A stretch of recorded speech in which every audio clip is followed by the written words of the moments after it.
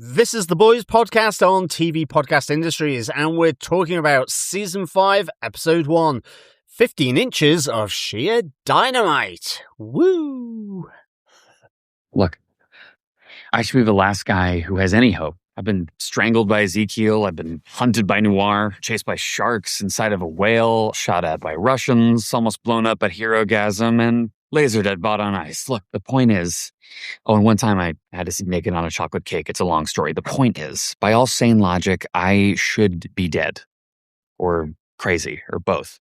Then why aren't you? Because if you lose hope in here, you're not going to make it.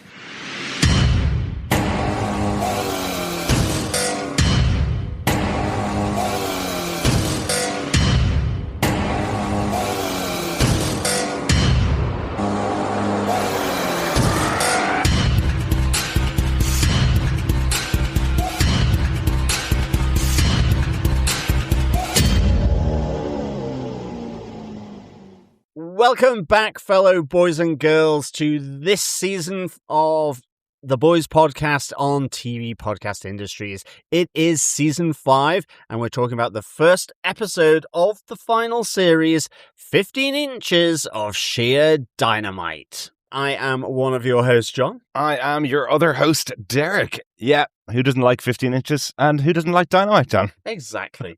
Great name for an episode. Yes.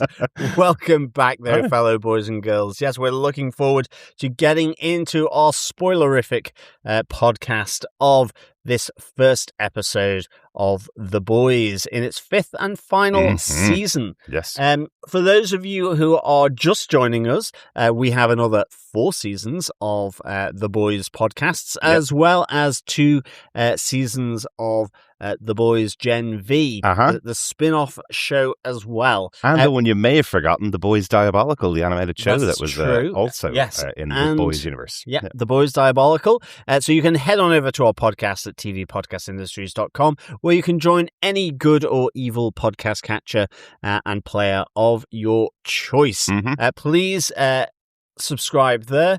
We also love to get your thoughts, theories, observations, feedback on anything to do with these episodes of The Boys. So you can send in those to feedback at tvpodcastindustries.com, or you can pop over to our Facebook group at facebook.com/groups/TV Podcast Industries and leave your thoughts on the spoiler post for each and every episode of this season's The Boys. We are also now over on Discord, so you can find us there. Just search for TV Podcast Industries, and the link will be in our show notes on our website. So just pop on over there to connect that into that link. Yeah, or the show notes right here for this very episode as well. Just a reminder, our third co-host, Chris, isn't joining us for the beginning of The Boys, because unfortunately they decided to release Invincible and The Boys in the same week, and Chris is covering Invincible with me on our main feed on TV Podcast Industries, or on The Boys and Invincible feed, which has every single episode of The Boys and Invincible so far on its own feed, also available over in TV Podcast Industries. But Chris will be catching up with us just a couple of weeks' time. We have 3 more episodes of Invincible to go, so he will be here with us for that one. Yes, so we have Invincible and also Daredevil Born Again are on the boil at this moment in time, so you can catch those on our website. Also, another quick reminder, fellow boys and girls, that we'll be kicking off our Boys Season 5 pub quiz, and the first question will be available later in the episode. So it's a good one, John. Well, me too. I think it's quite a toughie. Is this how many inches of sheer dynamite there is in this episode title? Okay, not as easy as the Daredevil one, though. No, not as easy as the Daredevil one. No, but please, fellow quizzers as well, fellow boys and girls, gather together all the answers from each episode and submit those through to us at the end of the season by email at feedback@tvpodcastindustries.com.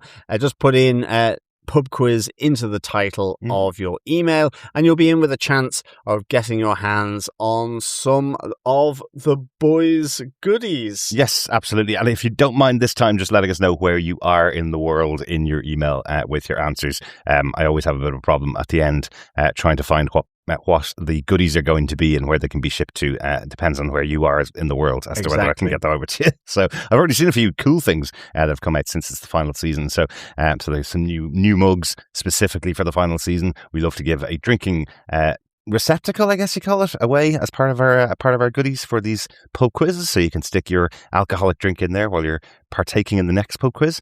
But there's some good ones out there already. So let us know where you are when you're sending in the final answers to us as well. And with that, let us get into our spoiler-filled discussion of this first episode of The Boys Season 5. 15 inches of sheer dynamite, Darick. What are some of the episode details? The showrunner of the show is, of course, and has always been, Eric Kripke since the beginning of the season. The show is based on the comic book series from Garth, Ennis and Darick Robertson. The executive producers for the series are Seth Rogen and Evan Goldberg. This episode was written by Paul Grellong. This is his third episode of The Boys, and he's also written 2 episodes of Vought Rising, which is the next prequel series coming out from the creators of The Boys. Excellent stuff, yeah. I'll find out the start. Guessing in his continuity, no doubt. I'm sure. Yeah, we'll be finding out how Soldier Boy got involved and how Vought started out. We'll be getting to see some characters from Gen V who are no longer with us. We'll see them in the past as well, so that'll be kind of cool, catching up in Vought Rising when all is said and done on The Boys. The episode was directed by Phil Sgriccia. This is his 6th episode of The Boys. He's also directed the season 4 premiere, and he'll also direct episodes of Vought Rising too. Phil Sgriccia was a massive part of the show Supernatural, which is where Eric Kripke cut his teeth and where he met most of the cast for this season of The Boys as well. Lots of members of the Supernatural cast coming up in the rest of the season. All the ones that we've missed out on for the previous 4 seasons. Absolutely. Good stuff. Yeah. Good stuff. Should be cool. John, do you want to tell us what they gave us with your synopsis for The Boys Season 5, Episode 1, 15 Inches of Sheer Dynamite? Sure.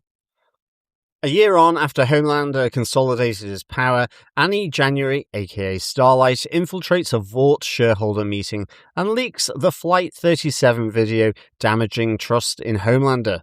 Sister Sage responds by discrediting the footage with help from Ashley Barrett, now Vice President of the United States.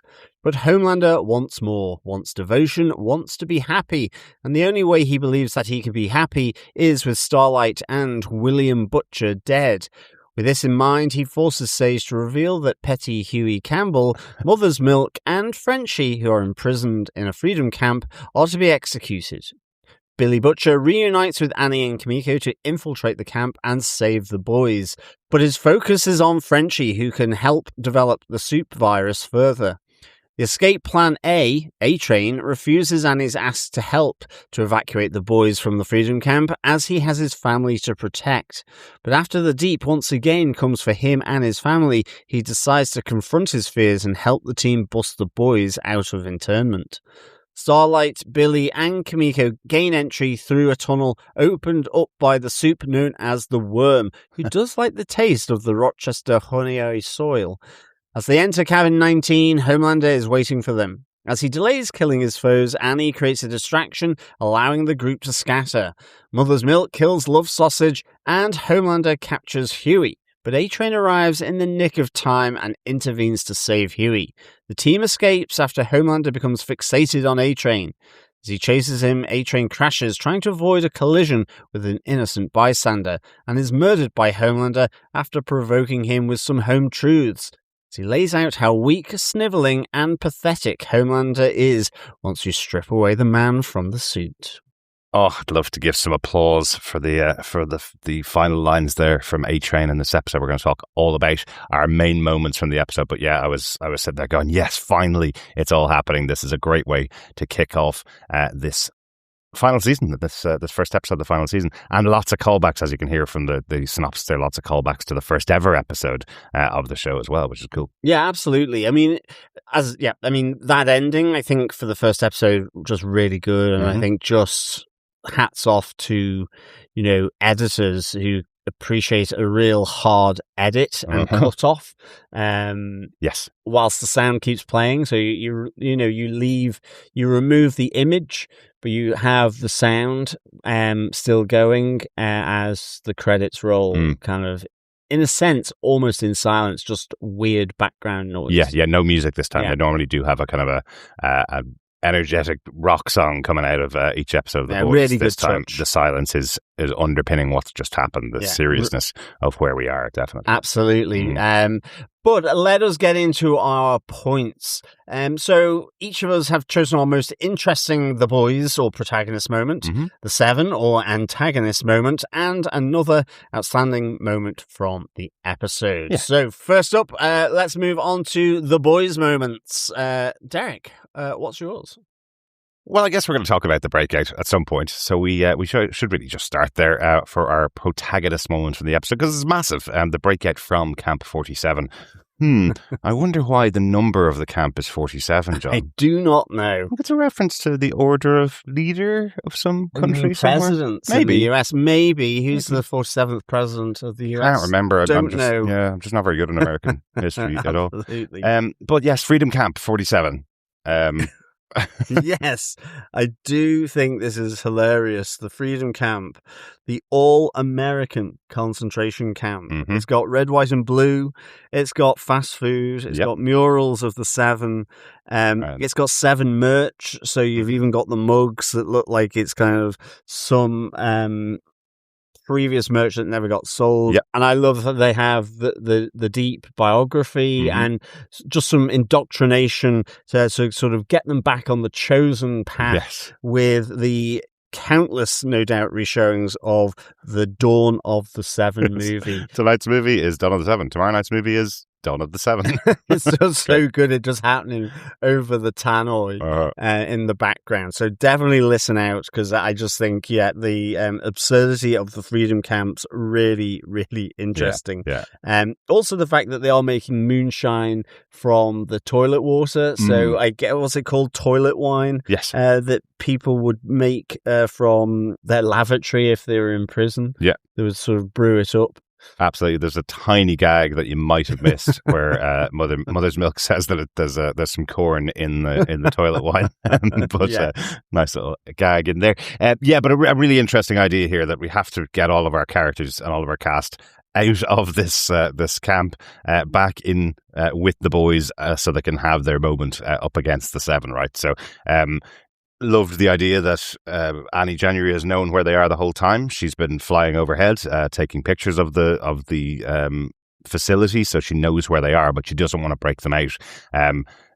And discovered later on in discussions with Billy that the reason why she doesn't want to break them out is because, well, she's done a lot of bad things over the course of the last year, and she's scared that Huey won't recognize who she's become in this war against the Homelanders, basically. Yeah, and she's kind of fobbing it off as though, well, he's safer in there than being out, constantly chased, shot at, and so on. So it's kind of interesting, because I mean, she puts that question to Billy to begin with. Why hasn't he done anything? And he certainly has been dealing with his own internal struggle with his superpowers.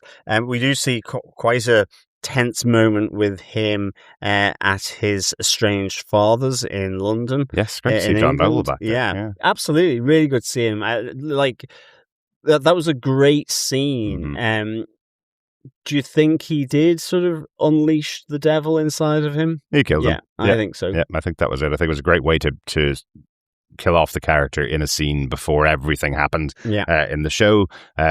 Closing out a story detail, I suppose, for us fans who follow the show for the last 4 years. Kind of great to see John Noble getting his comeuppance there. I also like the fact that John Noble himself is an Australian actor. Just like Carl Urban is, and both of them are putting on this British London accent.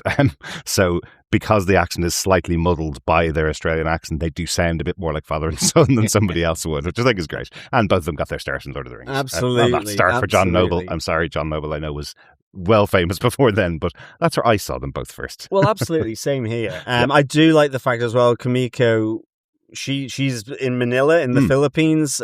She's there because she was deported there after effectively pulling the faces off her Vought guards, ripping them off. Yes. They were sort of sick to death of that. So I think she fell out of the plane, and it took her a while to bring all her parts back together again. She found her arsehole about 3 miles away. 3 miles away. That was on one of the attempts to go back to the US. Exactly. Yeah. But she's also now is able to talk after lots of speech therapy, lots of therapy, and lots of TikTok. And I do like then that there's moments where she's talking like TikTok effectively, where she's just like a stream of consciousness, where when she's walking with the worm to where he's going to dig the tunnel to get into the camp, he's droning on and on, and she's just like, your voice makes me want to kill myself. Oh, I'm really sorry. Was that too harsh to say? Like, she hasn't quite got what is appropriate or not to say. Yes, and I like that idea a lot. Certainly inspired by her viewing of TikTok. Because I love the first thing she says to her best friend Annie when she hugs her. It's like, God, your face is so greasy. It's like hugging a burger, isn't it? It's like hugging a McRib. Yeah, exactly. and even like you have Billy Butcher saying, well, you were quiet all the way over on the fly, and that's just because you were saying oi oi oi. We'll see you next Tuesday. Exactly. See you next Tuesday. And just really, really enjoyed that. Yeah. The way she describes that so much. Yeah, I have a feeling it's not going to be very long before somebody tells her, I wish you'd go back to silence. If this is your personality when you can talk. Even Homelander is like, you talk. Absolutely.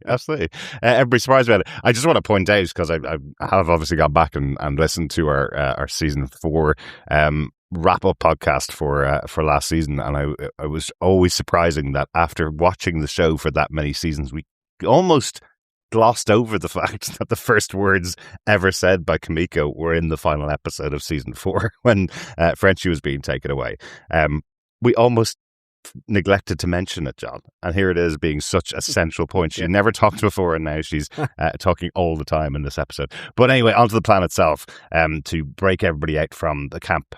I love that there's one plan going on inside the camp. We have Huey and Mother's Milk and Frenchie on the inside trying to come up with their plan to break themselves out. They've been plotting on this for a year at this stage. And on the outside we see Annie, Billy Butcher and Kimiko working together to get them from the other side effectively. So there are two things going on. Yeah, and I love the fact that with Billy and his team, they know there's going to be a trap here, and inside they've got an intel that they're going to be executed, hence why it's ramping up their escape. But Mother's Milk can see through it that it's been orchestrated to get people close to them to come and save them, so that it's a trap. So they both are coming to the same kind of conclusions and getting themselves ready without actually having talked to one another about it. Exactly. And I kind of quite like that.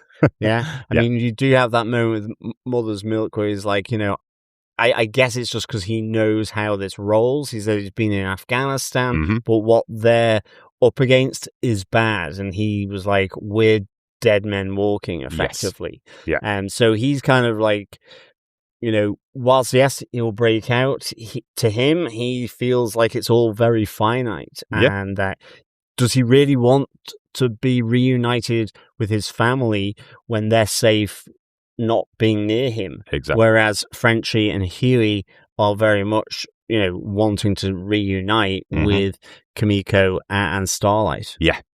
And I kind of think that Mother's Milk is probably speaking a lot of what the fans like ourselves think is going to happen this season. It's the final season of The Boys. Not everyone's going to make it out alive at the end of this season. There's a couple of people who are already on the path to death at the moment, just from medical issues and other things. But by the end of the season, I'm not imagining a huge amount of people making it out at the end. I think Mother's Milk is speaking to that. Just so you know, everybody. We're not all going to make it out. Exactly. I do like the fact as well that, in terms of them preparing to escape, Huey comes back out and Homelander is there at the Freedom Camp 47. Literally all the inmates from that cabin that were left in are all dead and murdered. Yeah. And ultimately here, Homelander knows that they know about the trap that he's planning. Exactly. And he knows that Billy Butcher will more than likely know about it. So I like the fact that everyone knows that it's a trap. Yeah. Everyone's preparing for it, but in different ways. Yeah. So this is just kind of it's almost like a Russian doll of different people. I mean, even to the point that, as Homelander says, I knew all about Molotov cocktails, which just allows you to keep them to give you hope. To give you a bit of hope. Exactly. And it's like to the point that Huey was speaking to with the FBSA lady, where he's saying, you know, how have I survived all this? I had hope that it would get better. Yeah. We would win out.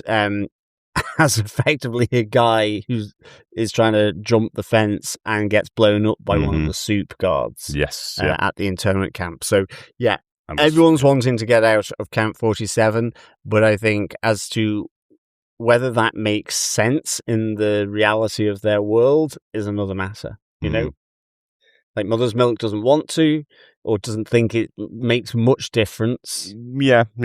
For Huey, it's confirmation of his hope theory. You know, and again, the FBSA lady, we're never going to get out of here. She's on the Mother Milk sort of spectrum here. Yeah. You know, it's all just, are you downtrodden and downbeaten by it all, or do you still have hope that somehow something better, something good will prevail above what Homelander has consolidated and created? Or, more to the point, Sister Sage. Well, exactly. As well. Exactly. What she's cooked up. Absolutely. I kind of love how the action splits. It's a major scene with lots of moving parts, but the minute Kimiko comes in, Homelander knows how dangerous she is, so cuts her in half, and that kind of takes out Kimiko from the fight outside, and he has the plan to light up the entire place and blind Homelander, so they have that moment to get everybody out of the building effectively. But then everybody separates because Annie has to carry a member of the boys' team away with her, and once she deposits them, then come back for the next person. And the agreement that they've made is the person that goes first and maybe only will be Frenchie. Yeah, because at this stage, they don't believe that A-Train is going to come and help. Exactly. And really well played reaction from Jack Quaid when he sees Annie arrive, go over to Frenchie and the half body of Kimiko and pick the two of them up and fly away. You just see him kind of going, I've waited a year for you to do that for me, and there you go, off with somebody else. I thought I was the one that you would pick up first, kind of thing. Everybody else has powers, or at least in Frenchie's case, is very violent and very capable in these situations. Huey's always been the one that's not capable, so he always thought he was the one to be saved. And interestingly, that's part of the conversation he has with Homelander. Why would Billy Butcher and Starlight risk everything in their life to save someone as boring and simple as you? And Huey kind of going, well, I'd do it for them. And you kind of go, is he justifying it? Does he think that that's why they do it for him? It's because they love him, really. It's not just because he'd do it for them, because he's not as powerful as they are, right? He's not as adept in all the situations as they are, so they actually just love him and they save him from these situations. But I do like the fact that Homelander is almost like is left speechless by it. Yeah, he's like nonplussed. That notion of camaraderie isn't in his vocab. 100%. But I do like the fact he goes, "Ooh, I like internment camp, Huey." You know, kill me now. He has sort of. He's built up a bit of resilience there in Freedom Camp. Like he saves Frenchie effectively from getting shivved. Yeah. You know, so he's got a bit more of the street smarts or the internment camp smarts than he did previously. It's a bit of a surprise with a person like Frenchie, who's gone through a lot in his life, that he's just walking through camp with his headphones on, not paying attention, that somebody might want to kill him. I do like that they kind of keep their personalities in the camp. We have Frenchie still being the kind of drug runner, drug dealer. We've got Mother's Milk as the fighter. The minute you see him, he's fighting against somebody else in a paid match, effectively, for gambling, effectively. And Huey's the hopeful one. You know, that's the way he's always been, and the outside as well. So we've probably got a bit more to touch on in the breakout of the camp. But John, do you want to go on to your protagonist moment from the episode? Yeah, because I think it's probably more to do with the actual breakout, where we get A-Train's hero moment. I do like the build up to this. So we saw him briefly in the last episode of Gen V. He has, in a sense, come on the side of Starlight and the Starlighters. Yeah.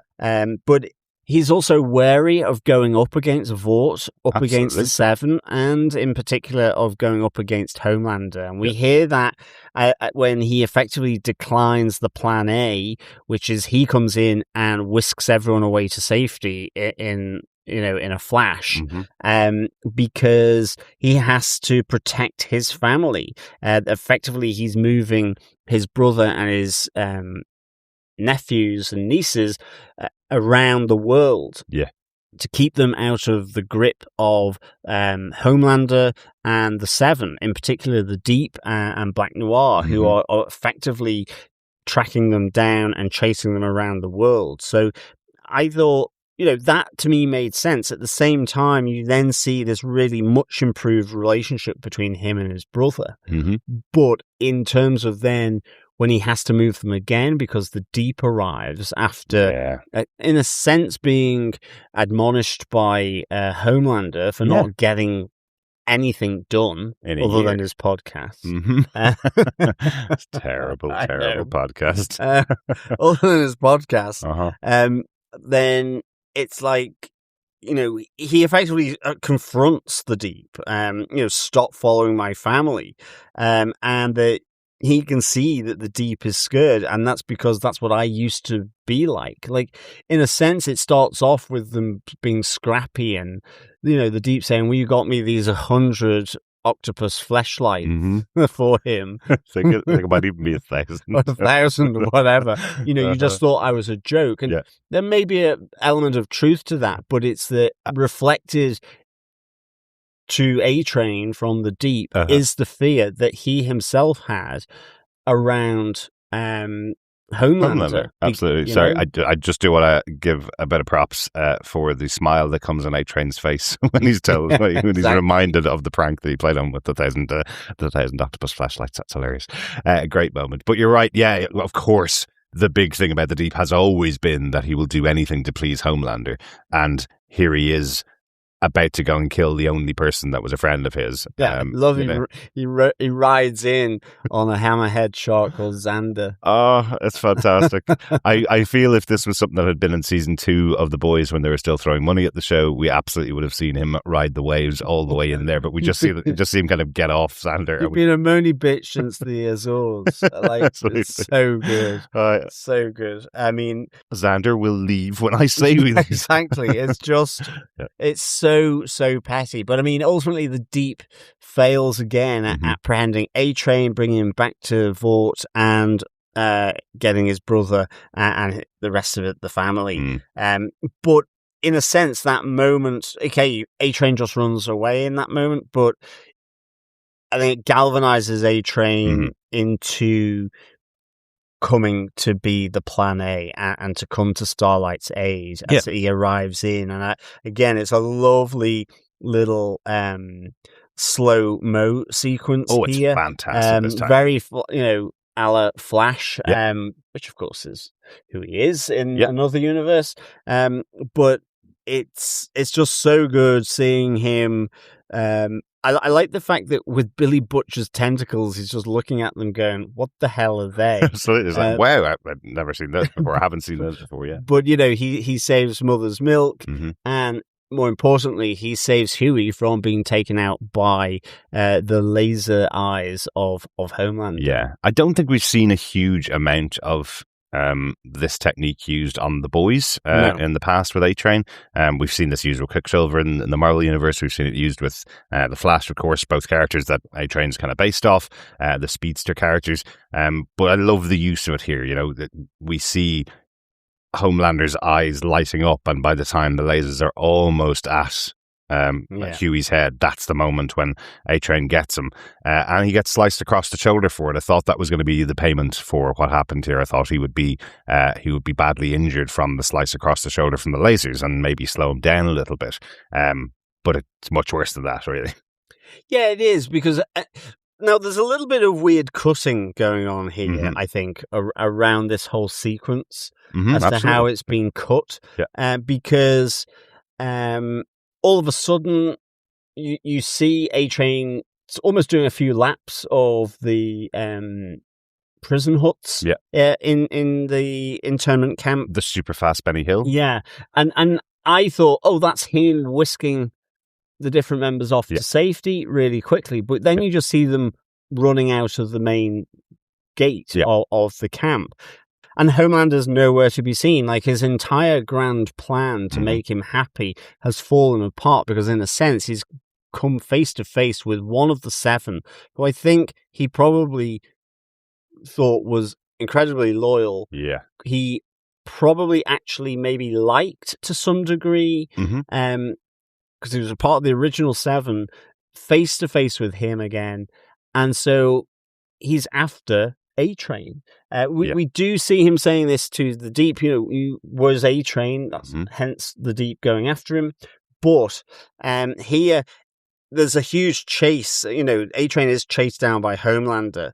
And in a sense, he catches up to him simply because he avoids crashing into a girl walking across the road, as we were introduced to him in the very first episode. Exactly. So I like even the look on Huey's face when he is very quickly taken out of harm's way, that it is A-Train who has done this. Who has saved him from being laser-eyed. I do kind of think this is a real great little redemption moment for A-Train. But I think what even solidifies it even more is just the home truths that he gives to Homelander after Homelander has caught up with him.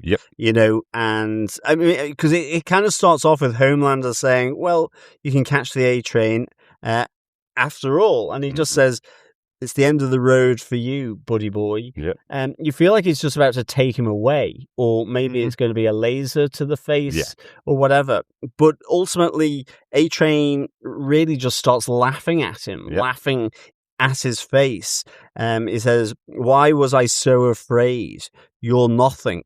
You take away the powers. You're weak, pathetic, a sniveling loser.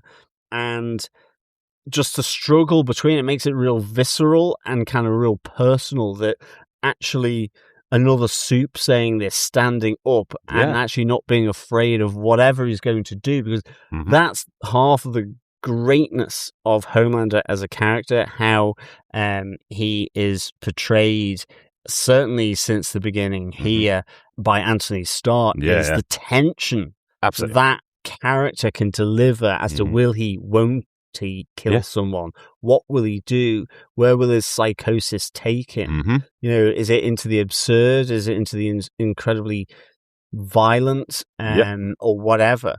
And here it's snapping the neck of A-Train. And really importantly, that he snaps his neck, almost not using his powers, which is what he's just been told by A-Train. What are you without your powers? You're nothing. You're a loser, Great that A-Train has this moment, especially after the conversation with the Deep, where he looks at the fear in the Deep's eyes and goes, well, I'm not going to be afraid anymore. I'm just going to go and do this. This will show me how powerful I am and how much of a hero I really am on the inside. The whole thing that he's been building towards since he saved Mother's Milk last season is he wants to be an actual hero, regardless of what that means, whether it means death or whether it means immortality, whether it means people remember him for doing something good. He wants to be a hero now, so he finally is able to attain it. Really, really, really good. One of the things I really love about that scene is it's a nod to Superman versus the Flash, a story that everybody always wanted to know. Superman does have super speed. The Flash is a speedster who wins in a race. The joke here is that A-Train effectively was still ahead of Homelander, but when he chose to be a hero, he was slowed down by hitting a bunch of trees, and Homelander plowed through it and caught up with the A-Train. So really, really cool. Building all that out and having a real big character moment for this character of A-Train, who's been on both sides since the beginning. He kicked it all off, right? He's the one that brought Huey in because he accidentally killed his girlfriend, or killed his girlfriend unknowingly because he wasn't paying attention to humans. Exactly. But shall we get on to our 7 moments? Absolutely. See, they are really muddled by the time we were at season 5 of the show, because A-Train was a member of the 7 before, right? Yeah, exactly. So choosing who's in the 7 and who's not is going to be the struggle of each episode again, John. Yeah, exactly. And I think for me, my choice here, which is about Ashley being a vice president, I'm not entirely sure that she is in the 7, but she is still there with Vought. Certainly is a puppet of the 7. Yeah. I think we saw last season where, in a sense, she was given the chance to get out by A-Train. He said, "Come with me if you want to live," kind of thing. Mm-hmm. And she chose to stay and take Compound V. She's too scared. Yeah. And we saw kind of her head, her skull bubbling in that. Now we see her with seemingly a great set of hair. Absolutely. Not only is she's still working for Vought in a sense, but it's through the White House as vice president, Ashley press Barrett. Secretary. Oh no, she's vice president. Sorry, not press secretary. It's definitely reminding me of a certain press secretary. Yeah, so she is the vice president, but she's coming out in front of the press. I mean, that was her role at Vought as well. Absolutely. She was the main press liaison director, I guess, at Vought. Yeah. So she is doing that as the vice president, though, in order to cover up the footage of Flight 37s. So, she's basically saying the footage is all lies, but it seemingly is that the Compound V that she took is, or at least at the moment, I don't know whether it's fully legit or not. She's saying that she can read minds effectively. Whether she's doing it in the press room because she knows how the press think and what they're going to ask because of all her experience, or whether she can actually read the mind of that reporter is another matter entirely. The fact that the reporter doesn't respond at all to when she says that she's read his mind and this is what he's saying, and she just attacks him, again, like a certain press secretary would, or a certain president would, the fact that she does that there, and then later on when she talks to her now husband and says, "Oh, it was love at first sight," I knew he was going to say that because I read minds. She's saying it in those ways, and it's so dodgy. It's so unlikely that that's the pair she got. We saw her turn into this gross-looking, like weasel character from the DC. If you've seen Suicide Squad, that's what she looked like as her head started to bubble. It did not make me think that she was getting the power to read other people's minds. No, not at all. And that's the thing. It doesn't feel legit that she can do that, and weirdly, she meets with Sister Sage later, and Sister Sage is not asking her, "Well, you should know because you can read my mind." Absolutely. She's telling her, irrespective. It's only in the interview with her husband, the kind of replacement for Ezekiel. I didn't catch the name actually.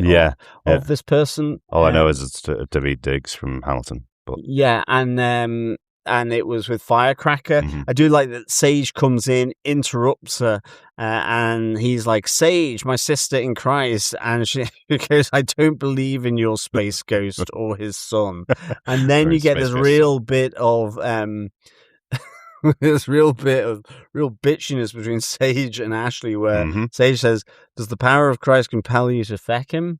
Basically, to F him, and she's like, "Well, are you still doing the deep? I think I can smell it. The Great Barrier Queef."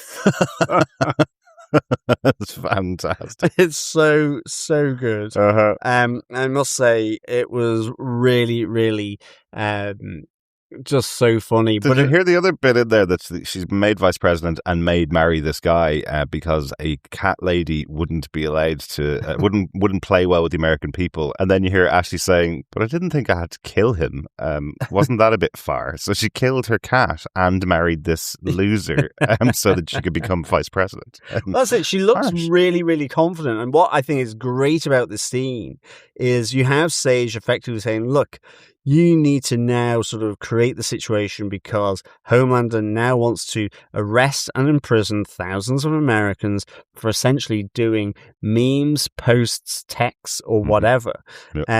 And on being told that, because she goes, well, we've removed all opposition in the FDA, the EPA, all these different government agencies. I thought he was going to list them. Like, a real Doge kind of thing. Uh-huh. And then, as well as purging people from this, that, and the other. So she goes on about where all these opposition Starlighters have been purged from society, from institutions and so on, but now it's coming down to ordinary Americans. And you see her, after Sage has left, like breathing out as she's held in her nerve, effectively. Absolutely. She really, so she is still Ashley of old, but also very confident in front of camera in the in the press office, in the interview with Firecracker.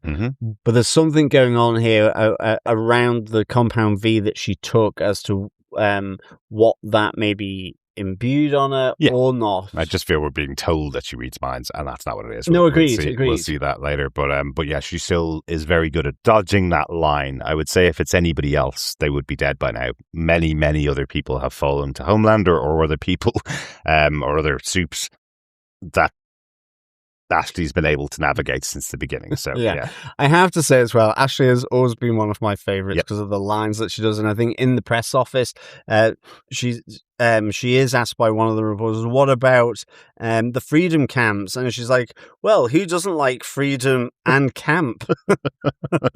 And I'm just like, quality little bit of writing there. That's obviously where I took my "Who Doesn't Like 15 Inches" and Dynamite joke at the beginning as well, Tom, of course. Yeah, exactly. Great to see Colby Minifie back again for this season. She's been such a standout character since the very beginning. We often compliment, some of the actors who've stayed on board with our show. We've been podcasting for 11 years. We have Sabrina Guevara over on Daredevil Born Again. We love her because she's been with us since we covered Gotham back in the day. Colby Minifie here, playing this role of Ashley, has been with us since the first season of Jessica Jones, which we covered on Defenders TV podcast. And Erin Moriarty was also on that first season of Jessica Jones as well. So two actors who've been with us since the beginning, or since very early on in our podcasting as well. So always great to have great moments with the characters. Oh, absolutely. Well. And that's your 7 moment, I guess, for this. Ashley for vice president. Excellent. One of the tiny thing I really like about that Ashley reveal that she's the vice president, back in Gen V, the reveal that Sister Sage had become CEO of Vought. Everybody was wondering, does that mean that Ashley's dead because of her taking the compound V at the end of The Boys? So the reveal here is actually that she's moved up even further into this world. She's gone past being the CEO of one company. Now she's the vice president of the country. She keeps failing upwards, I think is the term we've talked about. The term is failing upwards. Yeah. So and she must be absolutely terrified now with the power that's in her hands as to what might happen if she does something wrong. Well, the other threat from Sage is, as quickly as we give, we can take away. Yes. So she knows that this is, in some ways, certainly if it's not by her account, it's not sustainable. Yeah. Who knows which way the wind will blow, because I think what we see in this episode is Homelander really being taken by the wind in multiple directions around his own very small ego. Well, absolutely. And that's really my antagonist moment for the episode. Who's a bigger antagonist for the show than Homelander, of course? So has to be Homelander. Because it is a bit of a switch for Homelander. Pointed out really succinctly and really clearly from Sage, where he starts questioning her loyalty, and Sage says to him, look, can I speak freely? And he goes, you can try. And her free thought to him is, I did tell you no matter how much power you attained, it wouldn't be good enough for you. So he's moved past wanting power and now wants people to love him. This is really concerning for Homelander, because everywhere he goes, everybody around him is trying to please him, which is not because they love him. It's because they're absolutely terrified of what he's going to do. It's not just love him. He says, I need people to be devoted. Devoted, yes. I mean, this is also in a sense of that parallel with DC, the very classic image on the front of the comic cover of the Superman comics, but also in Zack Snyder's, of the crucifix form of Superman. He wants people to be devoted to him, almost godlike. He wants to be a god, absolutely. He believes himself to be this god, and I think this again was lovely, intense for me. He thinks it's like he thinks things are really beginning to slip. Are you still upset? He says to Sage after being dumped by Godolkin. Is your mind really there? Because you're amassing all these different trinkets and things. You're being asked to provide advice to the Obamas and all these different people. So he suddenly sees that she's kind of quite happy and on the rise, whereas he has got what he wants and still feels some huge hole here, whether it's to do with Ryan having left him, and she's there to say, look, the story of Ryan being at boarding school in Svalbard is still holding up. It's an island in the Arctic Ocean, sort of north of Russia and sort of Scandinavia. So does this universe have like a Hogwarts, like where it's ice, polar birds most of the time. So I think it has a huge, like a seed bank, like a doomsday. It has a big vault there, right? But ultimately, yes, it used to be covered in ice. Would it be a reference to the Fortress of Solitude from Superman? Then maybe. Is that what they're kind of saying, that he's off there? Maybe. But it's a really weird place to be going to college, basically. Anyway. Yeah, there's no school there, I don't think. And, not in our universe. Maybe there they have an ice sculpture school. I love the way he says he isn't winning hearts. People still hate him.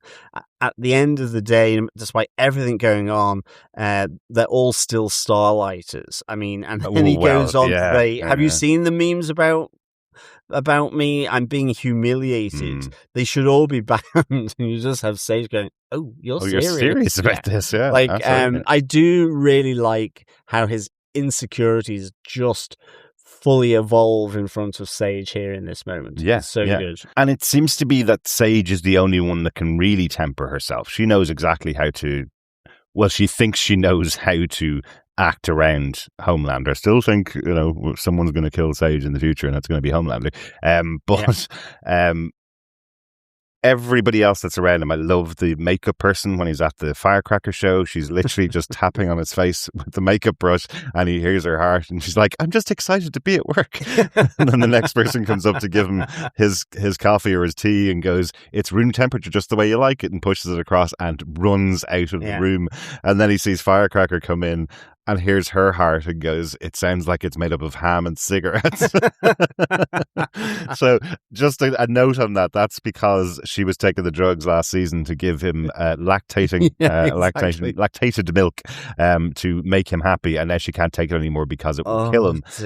There is a moment where you see across Firecracker's mind, I think, that she may go back to doing that again just to make him happy, whether it kills her or not. And I feel that that's something that may, again, that may be the way that Firecracker's taken out. Maybe. Yeah, absolutely. You also see it with the Deep and Black Noir effectively being marched into Homelander's office where Gavin, the stage manager, is dead because he also betrayed Homelander because he once sent a comment or a meme that supported Starlight. So he's a traitor in plain sight. Well, that seemed like he was stretching for something because that was the guy that let the Firecrackers on stage, one of whom was Annie January, who went on to release that Flight 37 footage on stage when he was there, embarrassing him. So it looks like he just found something that he could justify taking the head of the stage manager. It just took me a while when I saw it the second time. I was like, oh, that's the same shirt that we saw at the beginning of the episode. But it is also that he's saying, look, he's a betrayer in plain sight. Are you effectively? You guys, because you've had a year now, and we don't have A-Train, we don't have Starlight, we don't have Billy Butcher. I love the fact that the Deep tries to blame Black Noir and is called out on it. And afterwards, Black Noir then really does do the silent treatment on him, even though he can talk. And see, I was wondering about that. I was wondering whether that was because of his fear of Homelander hearing him speak. Because they're in the same building, and he's supposed to keep up this cover that he can't speak at all. I just thought it was more of a petty thing with him and the Deep, because you have them on doing the podcast together, where he's hitting the button to respond. Get it, got it, good. Yeah, like I do. Yeah, Yeah. exactly. That did make me laugh a lot. Yeah. Yeah, exactly. But like, it's Homelander making a point. Yes. He's like, are you doing this on purpose as well? So it's just, and with Gavin with his head sliced in half, is just, again, making that point, because soon after you have the Deep actually going to try and find A-Train again and his family. Yeah. Where he goes after them in Brittany in France. Yes. Absolutely. I must say, although it was a real nice, like, kind of location, well, I wouldn't want to be in that house when a massive storm comes through. or Literally the tide comes in. Yeah. At all. It doesn't even have to be a storm. It's like, do they walk around the kitchen in the water all the time? Yeah.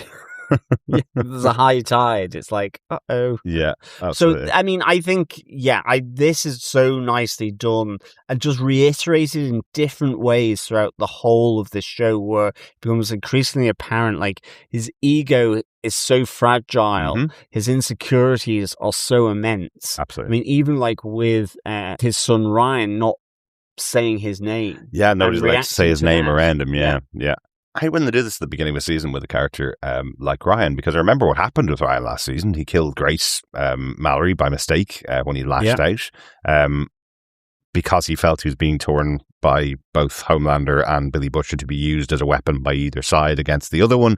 And then he disappeared or ran away, and at least he didn't take any part in the final episode and the big final moments of season 4. So when you start this episode where Homelander's talking about the way the press are talking about him, saying that they've said I've done something with my son, and you're going, well, did he kill him? Now I'm suspicious that maybe maybe what we'll find is Ryan's skeleton later on in the season, and Homelander hunted him down in the year since the last season. I hope not. I hope Ryan has a big moment in this season. You'd expect to have a confrontation between the two. You would hope so. I mean, there was an element at one stage where you thought he was going to have a villain arc with being on side with Homelander. Exactly. But it kind of got tempered over the course of the last season. So, like, I think, they're holding him back because it's like, when it comes to the final battle, which side will he rush in to help? Yes. Will it be the boys? Will it be the Vought 7? Has to father? Be. Yeah, it has to be grandfather versus father versus son or grandson. And so it has to be Soldier Boy versus Homelander, and Ryan off to the side with his brand new name and his brand new super suit. Maybe he'll be invincible or something like that, John. Maybe he'll grab the invincible suit. That'd be cool. Just one other thing about Homelander's creeping madness in this episode. One thing I noticed when he was watching that footage with the head of Gavin beside him is that he's starting to say, look what the press are doing to me. Look at the lies they're telling to me. And Deep's laughing, going, yeah. Oh, wait a minute.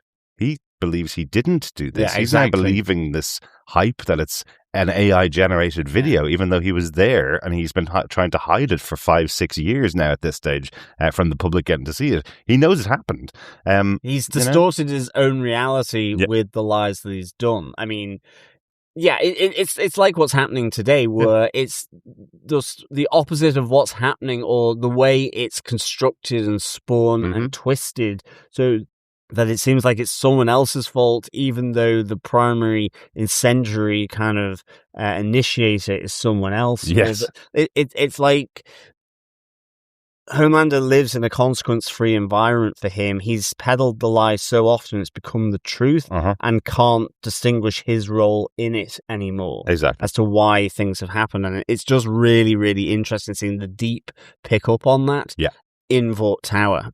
Yeah. That's kind of it for my antagonist moment. For Homelander, wanting people to love him. What a weird situation that we've got. Someone that is going around murdering people saying, I just want you all to love me.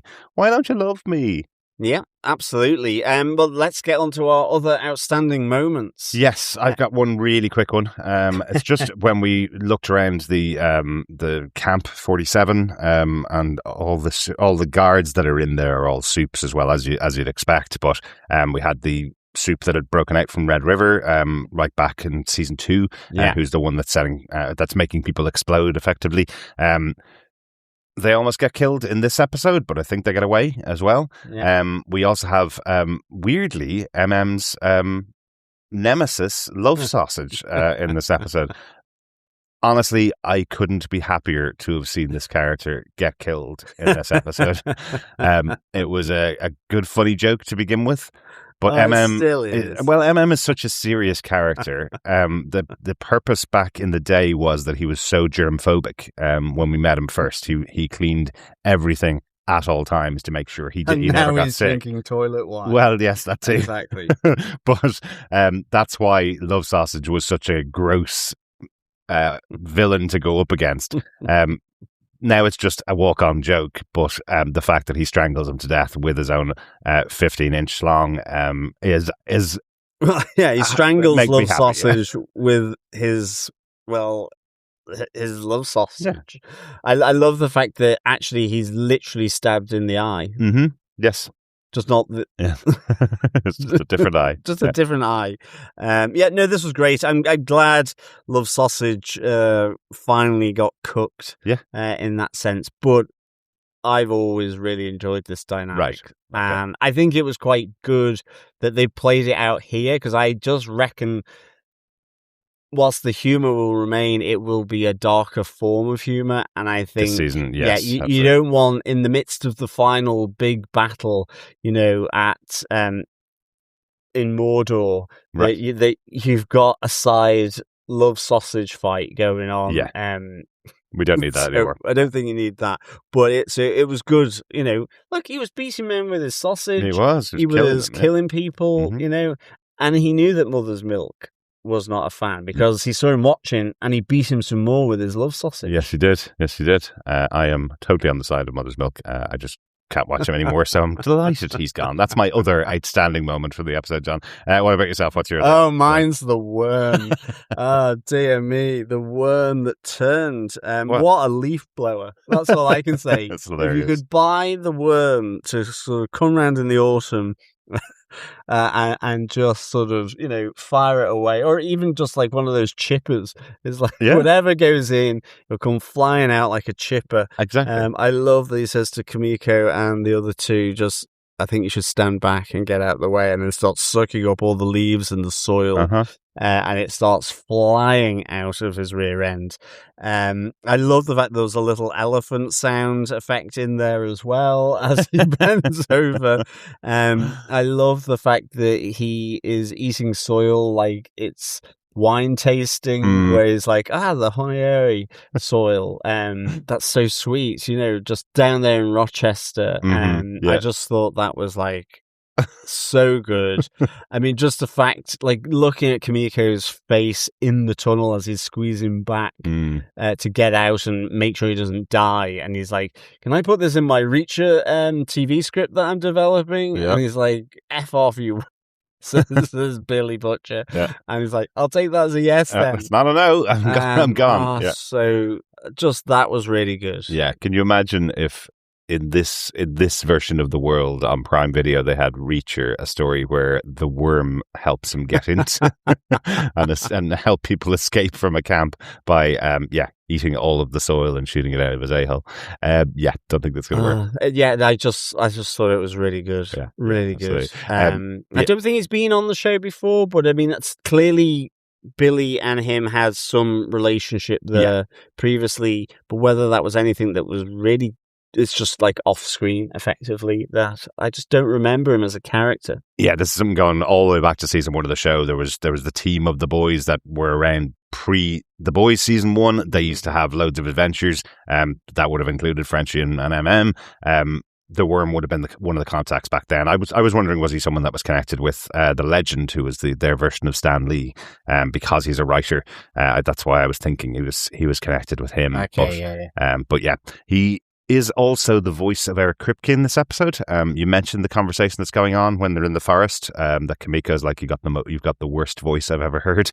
That's the voice of Eric Kripke, because apparently Eric Kripke is really concerned about the final season of this show. He wants to make everybody as happy as he can with the finale of The Boys, but he knows it's impossible. And we have the worm speaking that dialogue, saying, I was on the final season of my biggest show. Half the people hated it, half the people loved it. Can't make anybody happy. Did everybody see the finale of Lost? What did you think of the finale of Lost? And that's when Kimiko tells him to shut up, and that's when they arrive, basically. So so I know Eric Kripke is doing his best to deliver something that everybody will enjoy, but not everybody's going to enjoy it. Yeah, no, exactly. Yeah, excellent stuff. Any notes, Darick?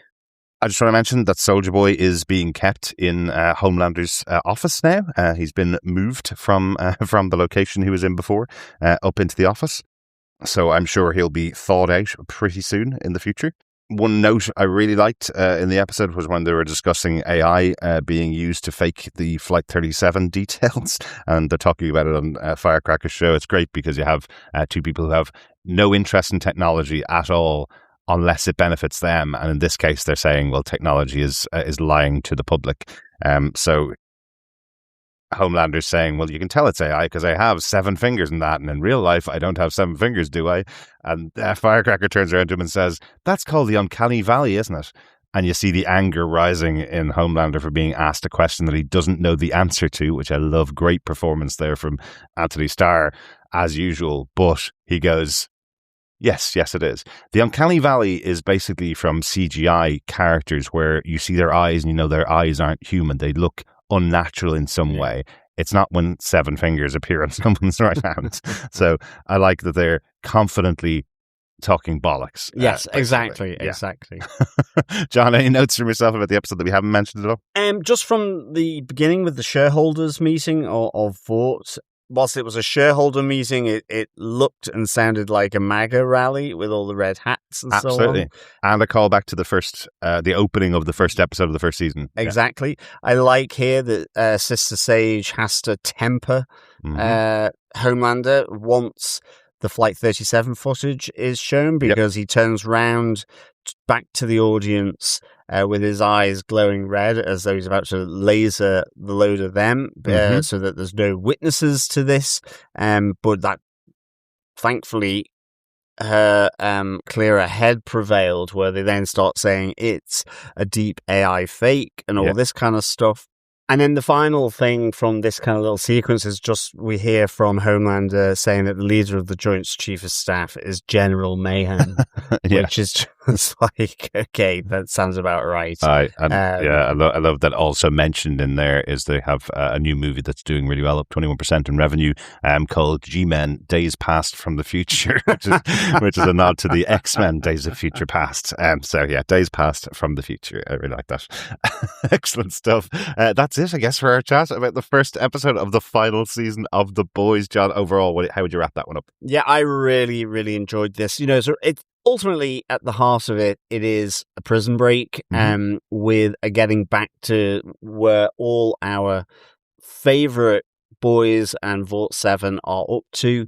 But I think what really sets this apart is just seeing, a year on, Homelander's psychosis just is his own worst enemy. It is that moment where when he says, "You promised me I would be Caesar," and she said, "Well, but his friends stabbed him in the back," and this is what is happening now. He can't trust anyone. He has no trust in anyone. Because he's so brittle and so fractured and so, in a sense, sensitive about it. And I think that's the great part about A-Train's hero redemption moment right at the end, which I really loved seeing this. For me, I would give this 4.5 princely Alberts out of 5. Because I just thought it was really, really good. I like there's the bit of tension there between Huey and Starlight that's happened with the breakout. So I think, this is really setting up quite nicely. We've got the boys now out of prison, back together again. Let's see where we go from here. But I think in particular how it drove the psychosis of Homelander, but also a fitting end for A-Train. I'm glad he got his moment to save Huey, save the girl from being run into by him, but at the cost to Homelander catching up to him, where he speaks the home truths that he is weak, he's sniveling, he's ultimately nothing without the suit. And I also take that he has actually now saved his family, because the Deep tracked him down to France when he went to visit his family. So now that he's put his family somewhere else and come over back to the US to help the boys, I take it that his family are now safe. They won't be able to be found now. I think so. Or why would they chase them down. A-Train's no longer with them. So that puts them safe. Yeah. So, good So stuff, another great opener here. Also with the death of Love Sausage, the introduction of the worm, however briefly. So 4.5 princely Alberts out of 5. Fantastic. I think we need a drink to close that out, John. I think we need to get into the pub for our boys' pub quiz. Absolutely. Welcome back to the pub quiz, fellow boys and girls, fellow quizzers. Yes, it is the first question in this 8-question pub quiz. One for each episode of the 5th season of The Boys, as usual. The question is, what is the name of the cabin and the location where Starlight and Kimiko meet up with A-Train to ask him to be a part of the breakout? And eat croissants. And eat croissants. Yes, excellent. John, do you want to give the question one more time? Yes. What is the name of the cabin and location where Starlight and Kimiko meet up with A-Train to ask him to be a part of the breakout?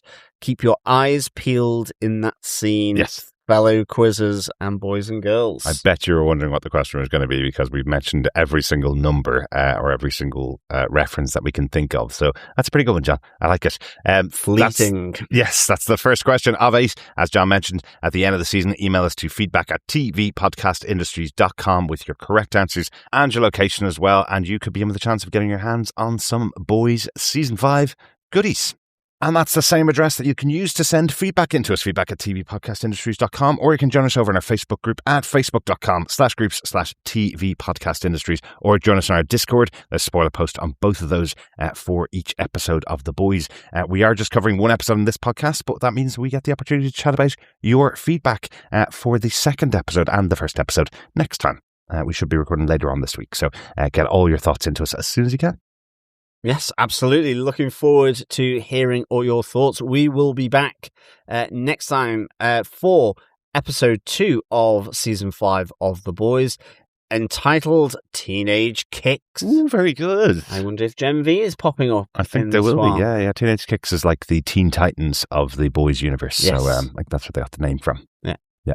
Good stuff. Yeah, really looking forward to it. Thanks so much for joining us for this episode. We'll speak to you again next time with our chat all about The Boys Season 5, Episode 2. Yeah, thanks so much, fellow boys and girls, for joining us for this episode of The Boys. And remember, until next time, keep watching, keep listening, and of course, mind those 15 inches. They always sound more enjoyable than they are. Bye. Bye.